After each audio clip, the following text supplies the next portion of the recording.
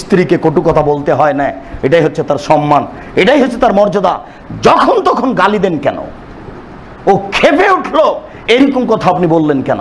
আমরা এই মসজিদেই শতদিন আপনাকে আমি বলেছি, স্ত্রীকে 3টা কথা বলেন না। কখনো বলবেন না তোমার ঠোঁটটা মোটা। একবার ঠোঁট মোটা বললে 10 বছর আপনাকে ভালোবাসবে না। কখনো বলবেন না তোমার রংটা কালো। একবার রং কালো বললে 10 বছর আপনাকে ভালোবাসবে না। কখনো তার বাপ মাকে, শ্বশুর শাশুড়িকে উপেক্ষা করে কথা বলবেন না, হ্যাঁ তোর বাপ ভালো মানুষ নাই।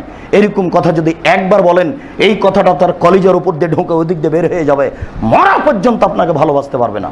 জিন্দেগিতে কোনোদিন শ্বশুর শাশুড়িকে উপেক্ষা করে কথা বলবেন না।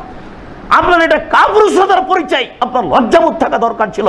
25 বছর যাবত উচ্চ শিক্ষা দিয়ে লালন পালন করে সযত্নে আপনার হাতে তুলে দিয়েছে। পুরো জীবন আপনি তাকে ভোগ করবেন, এই কারণে আপনি শ্বশুরের উপরে খেয়ে কথা বললেন কেন? কেন তার কাছে আপনি টাকা পয়সা দাবি দেওয়া করেন? কেন আপনি তাকে বলবেন, আপনাকে আমি শতবার বলেছি ভিক্ষা করে খান, ভিক্ষা করে খাওয়া তো অনেক ভালো, শ্বশুরের কাছে টাকা চাইবেন না। টাকা নেবেন কেন? বাপ বেটা ভিক্ষা পান না? যদি দেশে না পান অন্য দেশে চলে যাবেন ভিক্ষা চাইতে। ভিক্ষা করা টাকা দিয়ে ইবাদত কবুল হবে? যৌতুকের টাকা দিয়ে চাউল কিনে ভাত খেয়ে ইবাদত কবুল হবে না। শ্বশুরের কাছে যৌতুক চান কেন? শ্বশুর যেই মর্যাদার মানুষ, তাকে সে মর্যাদা দেন, তাহলে আপনি তাকে মূল্যায়ন করবেন, সংসার সুন্দর হবে। জিন্দেগিতে কখনো স্ত্রীকে কটু কথা বলবেন না। দিন দিন রাত রাত স্বামী টিভি নিয়ে বসে থাকে, রাত 12টার সময় আসে, অন্যের সাথে মোবাইলে গল্প করে, অঝর নয়নে স্ত্রীর চোখের পানি ঝরে। আমি আছি তবু আরেকজন পুরুষের সাথে কথা বলে। এটা কেমনে হয়? সে সহ্য করতে পারে না। তাকে দিনের উপরে সহযোগিতা করতে হবে। দুঃখিত, আমি আপনার সাথে আছি, সার্বিক সুবিধার জন্য আমি প্রস্তুত। গাড়িটা যখন রাজশাহী থেকে ছুটলো, তখন বলছে, সুপারভাইজার বলছে যে আমি আপনার সার্বিক সহযোগিতার জন্য আছি। সে আপনার গাইড। ব্যাগটা কোথায়, লাঠিটা কোথায়, জুতা স্যান্ডেল কোথায়, টিকিটটা কোথায়, সব সহযোগিতা করতে পারে ওই হেল্পার, ওই কন্ট্রাক্টর আপনার স্ত্রী। আপনার পূর্ণ সহযোগে আপনার জীবনের জন্য আল্লাহ বলেছেন, আপনি কেন এইভাবে ভুল পথে চলছেন? আমি প্রস্তুত রয়েছি আপনার সেবার জন্য।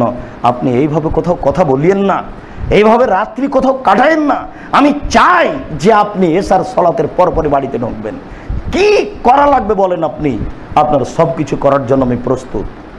এই প্রতিভা, এই ক্ষমতা, এই গতি, এই নীতি তার ভিতরে আল্লাহ দিয়েই তাকে সৃষ্টি করেছেন। আপনার ভুলের কারণে সে সব কিছু হারিয়ে ফেলেছে। আপনি তার সাথে দুর্বলভাবে আসলেন কেন? দুর্বলভাবে আসার কারণে সে ধীরে ধীরে ধীরে ধীরে সব হারিয়ে ফেলেছে। আপনি তাকে বসে রেখে আরেকজনের সাথে মোবাইলে কথা বলেন কেন? যার কারণে তার মনটা খারাপ হয়ে গেছে। আপনার উপরে সার্বিক সুবিধা সে নিজে থেকে উঠিয়ে নিয়েছে, আপনাকে ভালোবাসতে পারে না। সম্মানিত মসজিদের মুসাল্লি, রাসূল সাল্লাল্লাহু আলাইহি ওয়াসাল্লাম বললেন, আল ইন্নাল মারাতা ইজা সাল্লাত খামসাহা ওয়া সামাত শাহরাহা ওয়া আতাত বালাহা ওয়া হাসানাত ফারজাহা ফালতাদখুল মিনানে বাবিল আবওয়াজা শাব। একজন মহিলা যদি 4টা কাজ করতে পারে, তাহলে জান্নাতের যে কোনো দরজা দিয়ে সে প্রবেশ করার সুযোগ পাবে। এরকম সুযোগ কিন্তু কোনো পুরুষের জন্য নেই। তার মধ্যে আপনি তার সাথে একজন আছেন। আল্লাহ রাসূল বলছেন, কোনো মহিলা যদি 5 ওয়াক্ত সালাত আদায় করতে পারে, 2 রমজান মাসে সিয়াম পালন করতে পারে, 3 স্বামীকে মান্য করতে পারে, 4 জেনায় যদি লিপ্ত না হয়, তাহলে জান্নাতের যে কোনো দরজা দিয়ে ঢোকার তার সুযোগ আছে। 8টা দরজাই তার জন্য খোলা। এরকম কোন কথা আপনার জন্য হবে না। এটা নারীদের ভিন্ন মর্যাদা, এটা তাদের পার্সোনাল অধিকার, পার্সোনাল মর্যাদা।